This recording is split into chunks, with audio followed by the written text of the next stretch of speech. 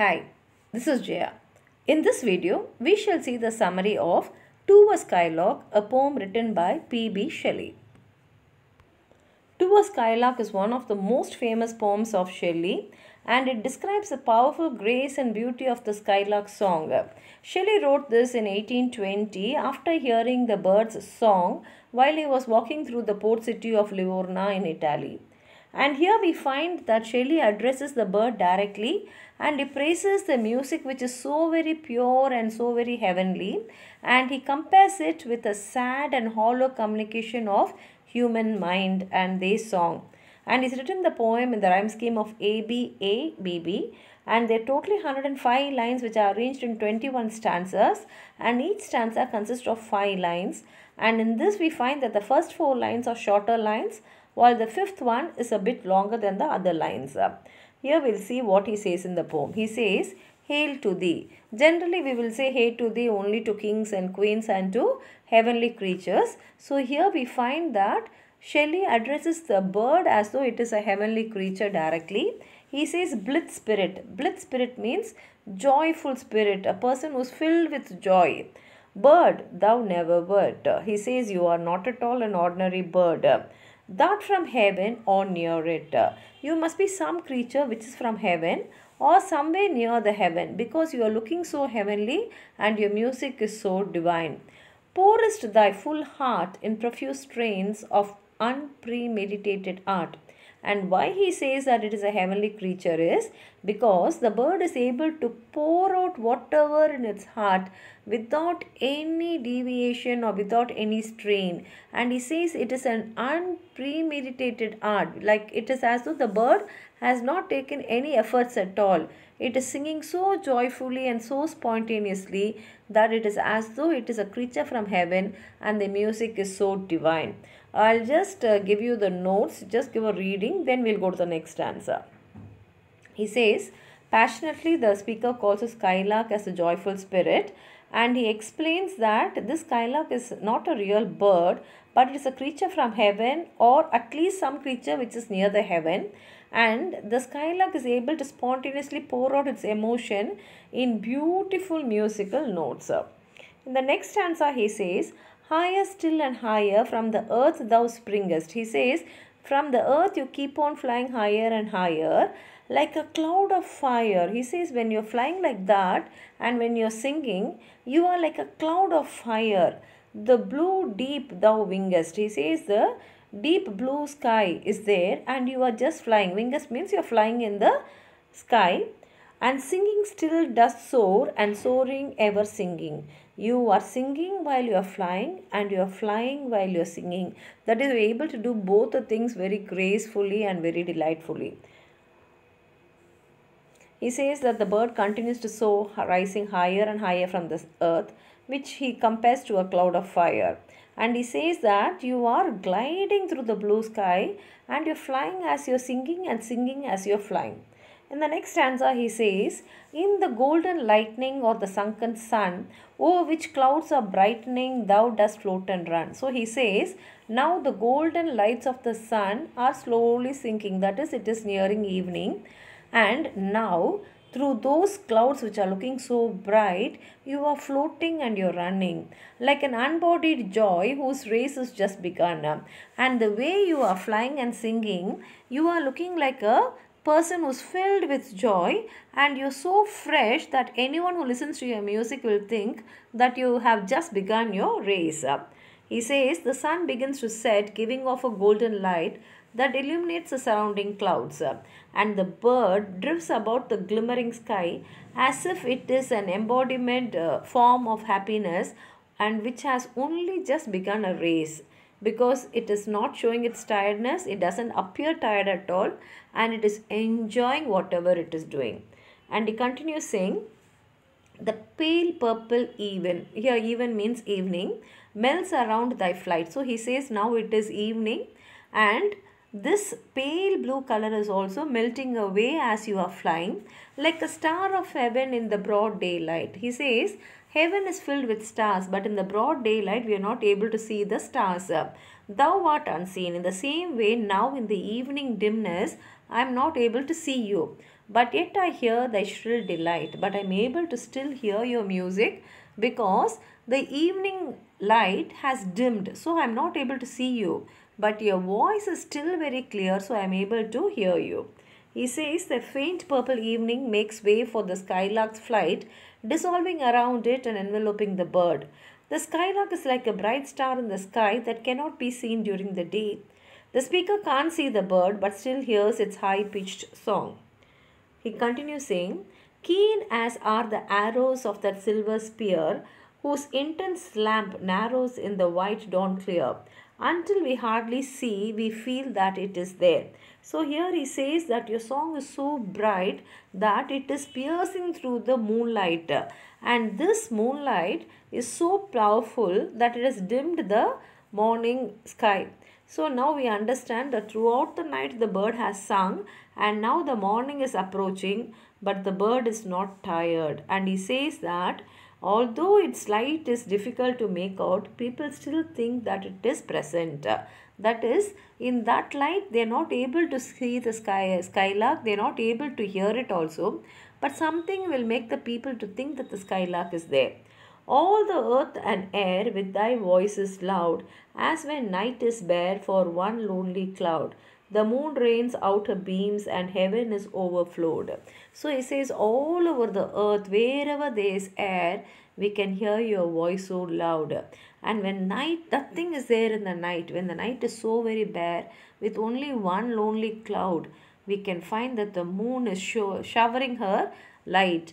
And here this moonlight is overflowing through the heaven, and all this is happening because the night itself is very beautiful, and in that beauty, when you're able to hear the skylark's music along with it, it is as though the heaven itself is overflowing with joy. He says, the skylark's rich calls seem to fill the whole sky and earth below, reminding the speaker of the moon on a clear night. Its rays stream out from a solitary cloud, appearing to fill the sky until it flows. Then he continues saying, what thou art we know not. He says we are not able to understand what sort of a creature you are. What is most like thee? Same way we don't know whether there is any other creature in this earth which is almost like you. From rainbow clouds they flow not. So he says even rainbow is not able to bring out that glowing color of yours. Drops so bright to see, as from thy presence showers a rain of melody. He says we are not able to see anything so colorful like you. So he says that human beings will not understand the power of the skylark. And he tells, you itself tell who can be compared to you, because there is no other creature like you here. And he says that even the light reflecting water, droplets of rainbow clouds, look pale in comparison to the showers of beautiful music that the skylark is singing. That is, even the rainbow is not that very colorful like the skylark's song. Like a poet hidden in the light of thought, singing hymns unbidden till the world is wrought. To sympathy with hopes and fears it heeded not. So he says, your song appears as though you have a poet hidden in you, and you are singing hymns which are not at all clear to the human beings, because you are singing everything, whatever is in your heart you are going to sing. And here if you see means the whole world which is with hopes and fears, they are not able to understand, because if they had understood, they would have easily repeated your song. So he says that you are like a poet who is enveloped in a deep thought, and only such a poet can write all these uninvited lyrics which can come out only from a pure creative. And he says that humankind is very sympathetic to the hopes and fears, and all these were previously disregarded. But now when they listen to your music, maybe they will get enough motivation to bring out such delightful tunes like you. Like a high-born maiden in a palace tower. So here he is saying like a person who is living in a woman who is living in a palace. So it must be some royal maiden, soothing her love-laden soul in secret hour, who is singing about her love in a secret hour. that is in the night time, with music sweet as love which overflows her bower.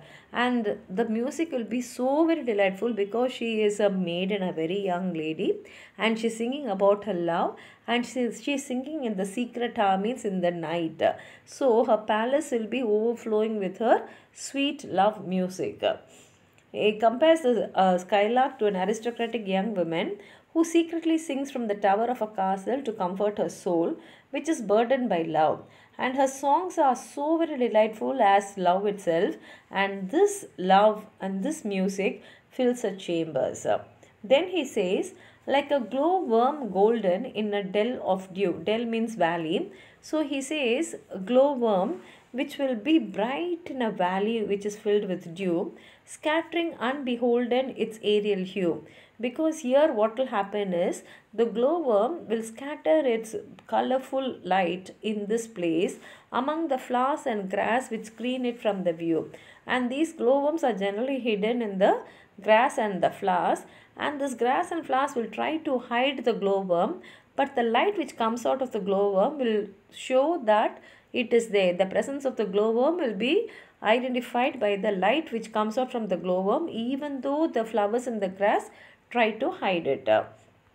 So according to him, the Skylark is also similar to this glowworm, which in a very small and dew covered valley, without any obligation and out of its own free will be distributing its glowing light among the plant life, which tries to hide the insect from others' view. And then he says, like a rose embowered in its own green leaves. He says, just like how a rose is protected by its own green leaves, by warm winds deflowered till the scent it gives. But what happens is when the warm wind flows over the rose, it takes along with it the scent which is given out from the rose, makes faint with too much sweet these heavy winged thieves. And what will happen is this smell which comes from the rose will make the winged thieves, that is the bees and butterflies, to faint, because the smell of the rose, the scent of the rose will be so very lovely. So here he compares the Skylark to a rose who are sheltered by their own leaves till the air comes and sweeps away the sweet scent. And this sweetness of the flowers will intoxicate all the bees which are nearby. Then he continues saying, sound of vernal showers on the twinkling grass, rain awakened flowers, all that ever was, joyous and clear and fresh, thy music doth surpass. So now he says that all the pleasant sounds which are in the world cannot be compared to the Skylark song, whether it can be the light springtime raining falling on the grass, or whether it's the flowers brought to life by rainfall, or even if it's going to be any other happy, sharp and vibrant sounds. All these pleasant sounds cannot be compared to a Skylark song. Teacher, sprite or bird, what sweet thoughts are thine? I have never heard praise of love or wine that panted forth a flood of rapture so divine. So he says, tell me, Skylark, what is making you to sing so happily? Is it love, or is it the wine which you drank that is bringing out such divine music from you? So he says, you please tell me, and you educate the humankind about how to sing pure and delightful thoughts, because human beings can never hear such communication, and they cannot produce such lyrical worshipping like romance and wine. Because whether they are in love or whether they are taking wine, human beings will not have the capacity to pour out the emotion like how the Skylark is pouring out its music. Chorus, hymeneal or triumphal chant matched with thine would be all but an empty want, a thing wherein we feel there is some hidden want.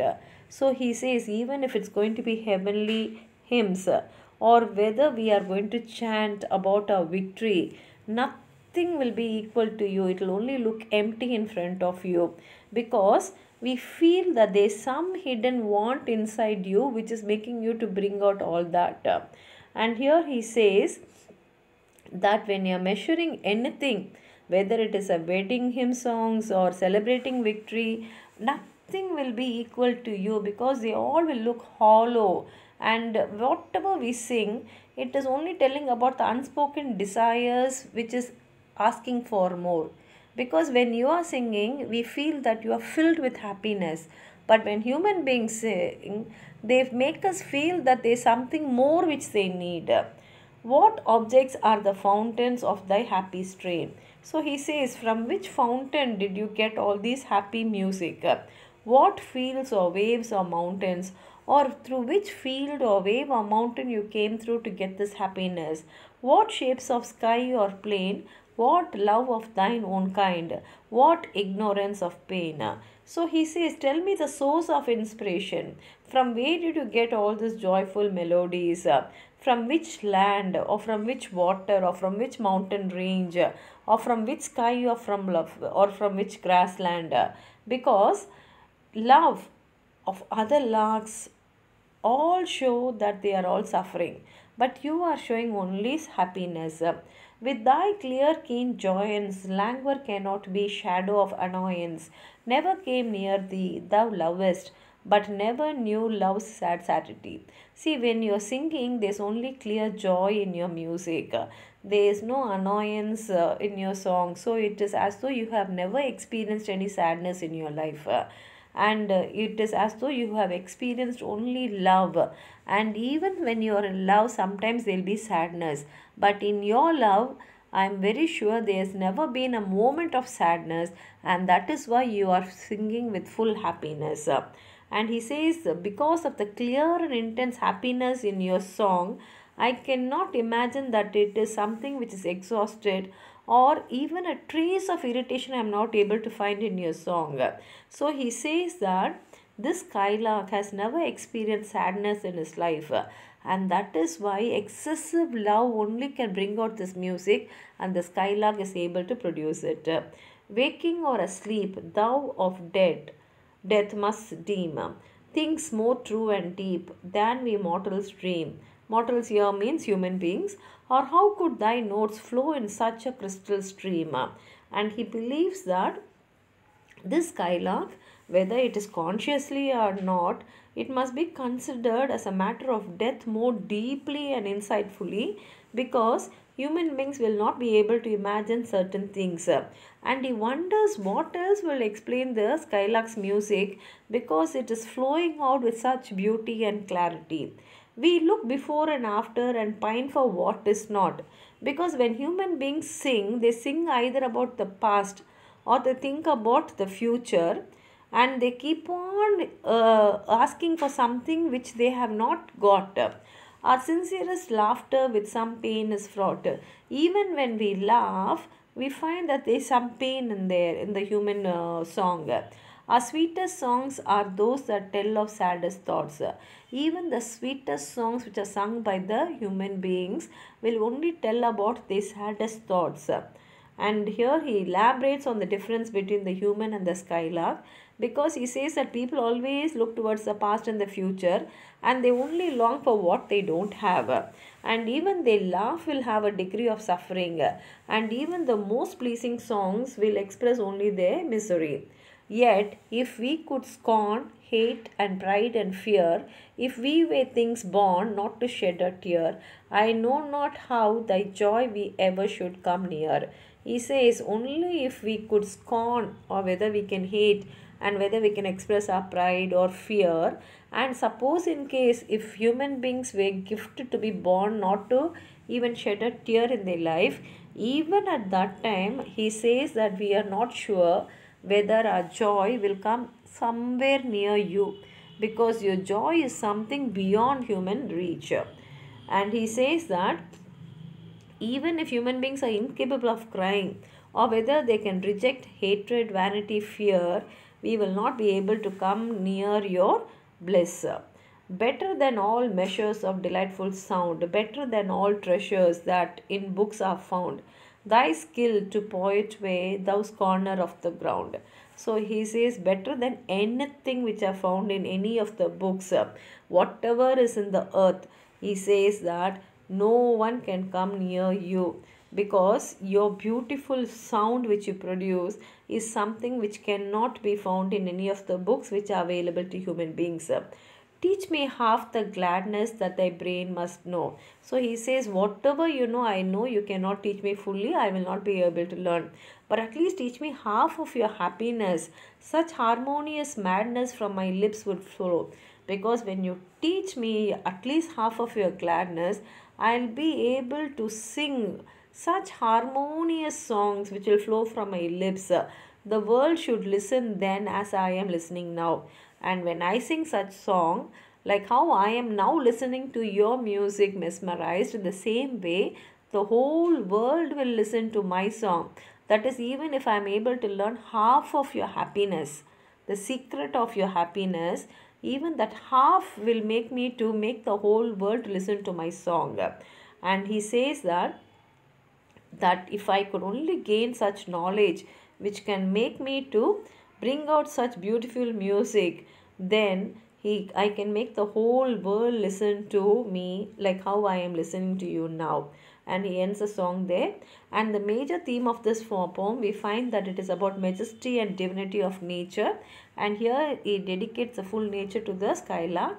And here at the same time he also talks about the limits of human communication, because how much ever we try, he says, human beings will not be able to experience the same joy as the skylark. And the symbols here he uses skylark as a symbol of unlimited joy, freedom and spiritual fulfillment. And he says that is something which is out of the reach of human beings, because human beings are always waved by sadness and pain. And then light and sky in the poem represent spiritual insight and knowledge, and water also represents intense overwhelming emotion and artistic inspiration and the communication of that emotion and inspiration. And he has used a lot of poetic devices and figurative language in this poem, like anaphora, apostrophe, assonance, consonants, imagery, metaphor, personification, repetition, rhetorical question and simile. And the meter which is used is he's used two types of meters, because the first four lines of each stanza are written in trochaic trisemester, and the last fifth line is written in iambic hexameter. It's a beautiful and the most famous song of P.B. Shelley. If you have anything more to add on to what I've said, please write it in the comment box. Like the video, share it with your friends, and if you have not subscribed my channel, please subscribe. Thank you.